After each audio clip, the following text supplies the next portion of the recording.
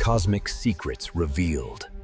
Beyond time, beyond space, beyond imagination. Imagine waking up tomorrow to the news. Humanity has officially colonized Mars. The red planet, once a distant, rusty dot in our night sky, is now our second home. It sounds like science fiction, doesn't it? But what would that actually look like? How would we go from the first footprint to the first Martian city? Today we're going to explore what life on Mars would really be like from the very first day. We'll dive into the incredible challenges, the groundbreaking technology, and the birth of a new branch of human civilization. This isn't just a fantasy. It's a future that engineers and scientists are working to build right now. So strap in, because we're about to take a journey 140 million miles from Earth to witness the dawn of a new human era.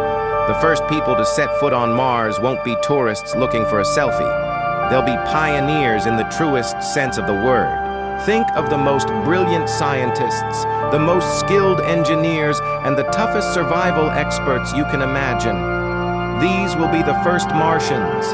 They'll be people who have trained for years, pushing their minds and bodies to the absolute limit, all to survive in one of the most hostile environments known to humanity.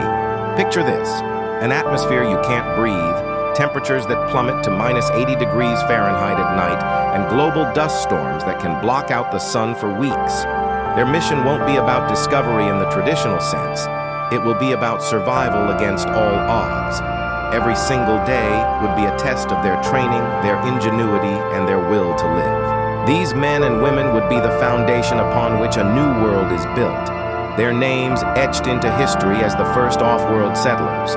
Their very first mission upon landing: build a home, and fast. Before they can even think about exploring, they have to secure their survival. The initial shelters will likely be advanced inflatable habitats, packed tightly for the journey and expanding on the Martian surface. These aren't just tents, they're self-contained ecosystems. Power will be the lifeblood of the colony, generated by vast arrays of solar panels soaking up the faint Martian sunlight. What about water? The key is locked away underground. Rovers and drills will be deployed to mine subsurface ice, which will then be melted and purified. Food won't be shipped from Earth. That's just not sustainable. Instead, it will be grown in high-tech hydroponic and aeroponic farms inside the habitats, under the purple glow of LED lights. In this closed-loop system, nothing is wasted. Every breath of air, every drop of water, every nutrient for the plants would be meticulously recycled. On Mars, the phrase "living off the land" takes on a whole new technological meaning. As the years turn into decades, that small, fragile outpost would begin to grow. More ships would arrive, bringing not just supplies, but more people. Families might make the one-way trip, their children born under a sky with 2 moons. Schools would be established, teaching a curriculum unlike any on Earth, one that includes geology, robotics, and habitat maintenance as core subjects. What started as a handful of connected modules could evolve into sprawling cities, protected from the harsh radiation by massive transparent domes or built underground within lava tubes. And within these cities, a new culture would emerge. Martian culture. It would be shaped by the environment, the constant risk, the reliance on technology, the shared sense of purpose. Life would be regimented and difficult, yes, but it would also be filled with an incredible sense of wonder. Imagine watching an electric blue sunset over the canyons of Valles Marineris, or looking up at the night sky and seeing Earth as a bright blue star. This is the world the first settlers would build. This incredible future isn't just a dream.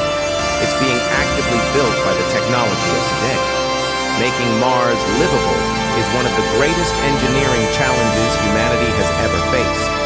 Organizations like NASA and private companies, most notably SpaceX, are at the forefront of this new space race. SpaceX is developing Starship, a fully reusable rocket designed specifically for interplanetary travel, capable of carrying 100 people at a time.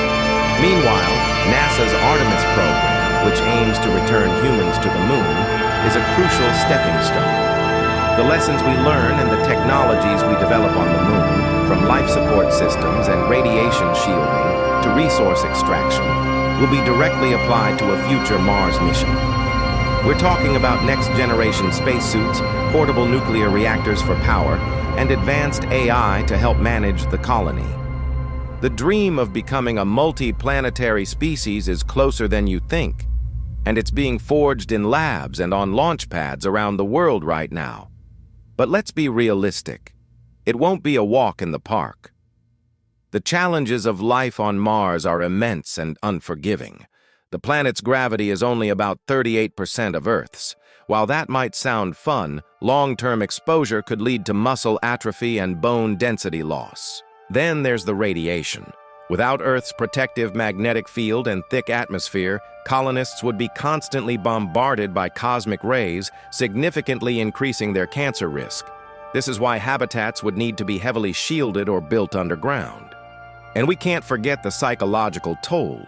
Imagine being confined to a small habitat with the same few people for years, with Earth just a distant point of light. The isolation would be extreme. A single mistake, a tear in a spacesuit, a critical system failure, could be instantly fatal for the entire colony. To survive, the colonists would have to rely on flawless technology, advanced AI to monitor every system, and a level of personal discipline and teamwork that is almost military grade. So why do it? Why face all these risks and pour trillions of dollars into colonizing a cold, dead rock? Because colonizing Mars isn't just about leaving Earth. It's about safeguarding the future of humanity itself. Throughout history, life on our planet has faced extinction-level events. Having a second, independent foothold for civilization in the solar system is the ultimate insurance policy. It ensures that all of humanity's knowledge, culture, and progress wouldn't be wiped out by a single catastrophe. But it's more than just a backup plan. The quest for Mars will drive innovation in science and technology in ways we can't even predict, benefiting everyone back on Earth.